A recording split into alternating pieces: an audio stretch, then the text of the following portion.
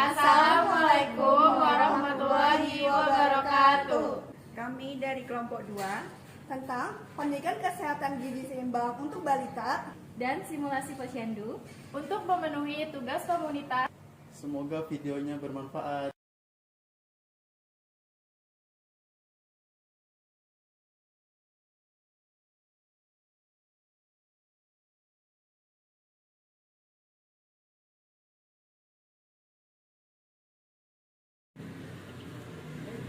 Selamat pagi Bu, silakan duduk. Duduk ya. Oh ya, sebentar ya Bu, saya cek dulu bukunya. Dengan Ibu Mariati. Oh iya, dengan nama anaknya Muhammad Devano ya Bu. Usianya 20 bulan. 20 bulan. Berarti hari ini jadwalnya untuk menimbang bulanan ya Bu ya. Untuk datanya bisa diisi dulu Ibu di sini ya.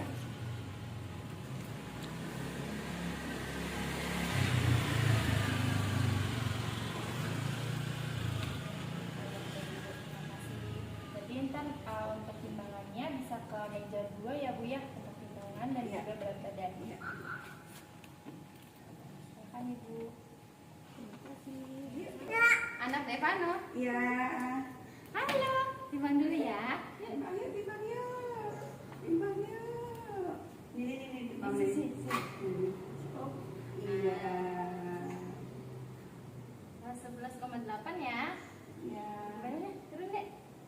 Ini. Oh, iya. Lihat ya. Jadi pegang. 80,6. 80. Ya, awas lepas. Iya. Udah selesai. Yuk. Berat badannya ada kenaikan ya, 4 ons dari bulan lalu 11,4, sekarang jadi 11,8. Terus untuk tinggi badannya juga ada kenaikan 2 cm dari 83 jadi sekarang 84. Oh iya, makasih ya Bu. Iya.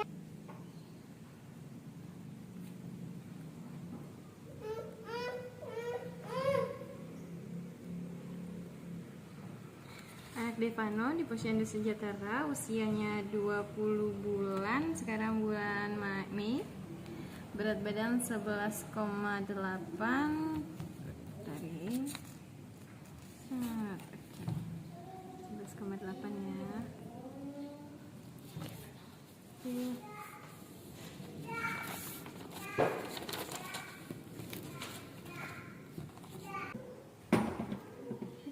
Selamat pagi Bu. Dengan Ibu siapa? Saya Ibu Mariati. Ibu Mariati ya. Devano. Sebelumnya sudah dilakukan penimbangan untuk di Devano ini Ibu? Sudah. Ya. Baik, perkenalkan di sini saya perawat Nur. Di sini saya bertugas untuk memberikan pada Ibu pendidikan kesehatan. Tema untuk sekarang adalah gizi seimbang. Iya.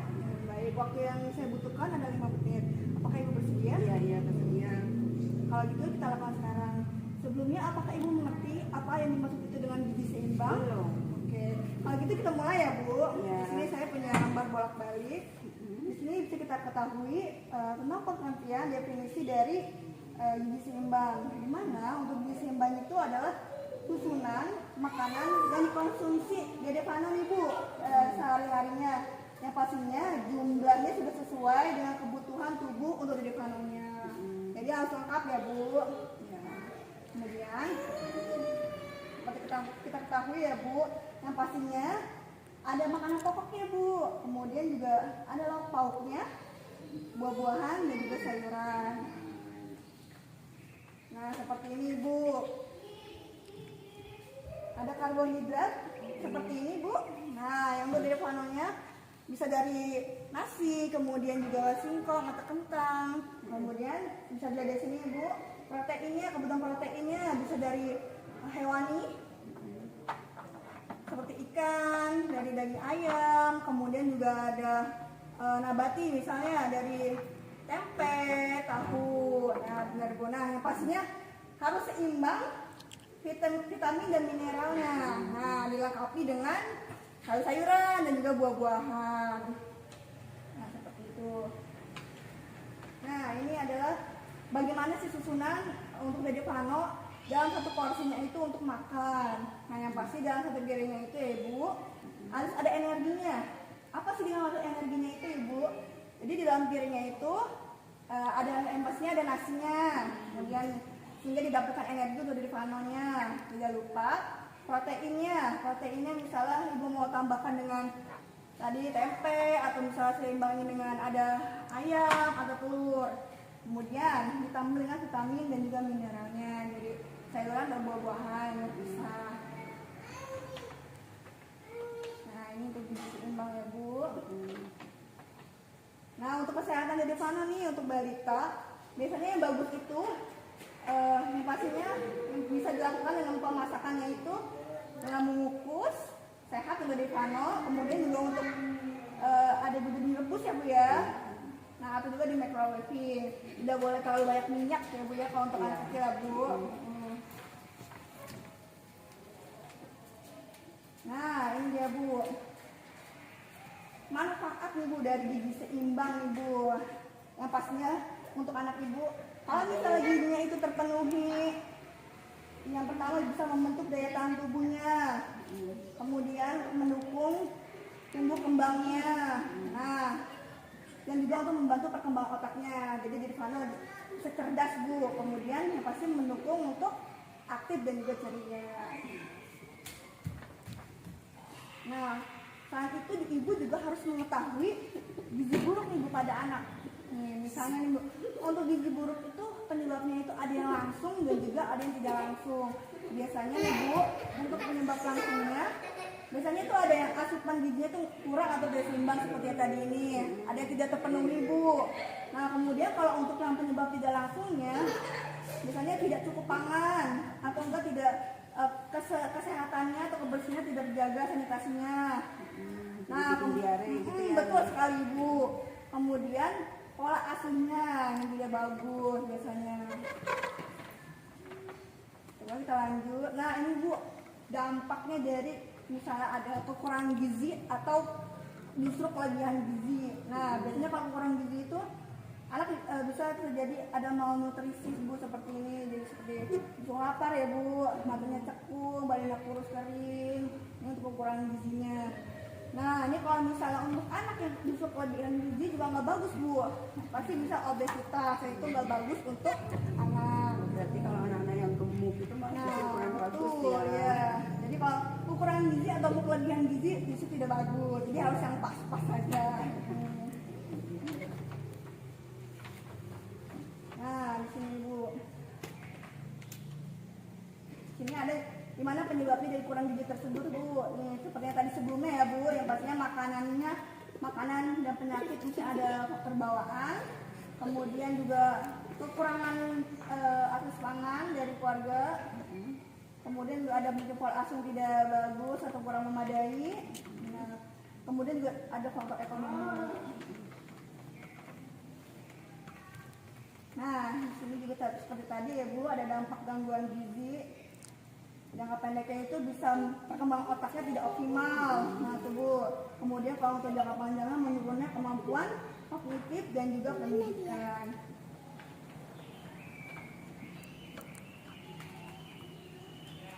Gitu ya Bu. Oke, bagaimana sih Bu cara pencegahannya agar anak tidak mengalami kekurangan gizi atau kelebihan gizi? Nah, di sini kita bisa tahu kan ya Bu, yang pasti adalah untuk membiasakan mengkonsumsi aneka ragam makanan pokok. Nah, untuk kemudian adalah batasi konsumsi pangan yang manis, jangan terlalu manis juga, jangan terlalu asin dan ataupun yang berlemak.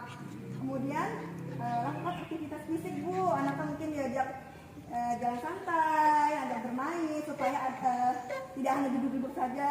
Kemudian biasakan mengkonsumsi lauk pauk yang mengandung protein tinggi, dan jangan lupa pastinya cuci tangan Bu, ada untuk cuci tangan sebelum makan dan sesudah makan. Oke, sudah Bu, saya sudah melakukan pendidikan kesehatan. Bagaimana Ibu dari pendidikan kesehatan yang sudah saya berikan terkait gizi seimbang? Apakah ada yang Ibu tanyakan? Oh iya Bu, ini si Pano itu kan emang sekarang lagi susahnya makan. Gimana ya biar gizinya itu terpenuhi? Oke, baik Bu. Memang kalau untuk balita itu pasti kendala yang utama sulitnya untuk makan sayur ya Bu ya. Nah, untuk itu biasanya bagaimana nih Bunda yang kreatif dan juga bisa memvariasikan makanan yang akan dedenya makan. Misalnya kalau untuk dalam sepiringnya sudah pasti ada karbohidratnya ya Bunda ya, mulai dari misalnya nasi atau misalnya untuk proteinnya boleh yang dari hewani, dari telur atau nabati misalnya tempe, bisa juga dengan ikan ataupun ayam. Nah, untuk sayurannya ini Bunda ini bisa untuk memvariasikan, misalnya untuk wortel ini bisa Bunda jadikan sebagai nugget. Nah, sehingga Dede Fana ini bisa tetap makan sayur tanpa harus ada tahu sayur di dalamnya. Kemudian juga misalnya untuk jagung bisa dicampurkan dengan telur kemudian dikukus seperti itu Bunda. Jadi bagaimana nih Bunda bisa kreatif, dan untuk itu Ibu juga bisa mendapatkan informasi dari YouTube ya Bu. Sekarang banyak bagaimana cara untuk memodifikasi makanan-makanan untuk balita.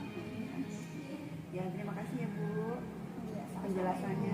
ya, semoga bermanfaat untuk Ibu ya. Amin. Ya. Ya, sama-sama Ibu.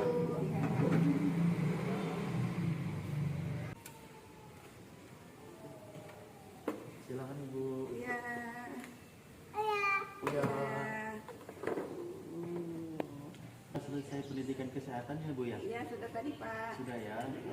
Untuk hari ini tidak ada jadwal imunisasi ya Bu ya, akan Iya. saya lakukan di bulan depan. Iya. Ini buku saya sama buku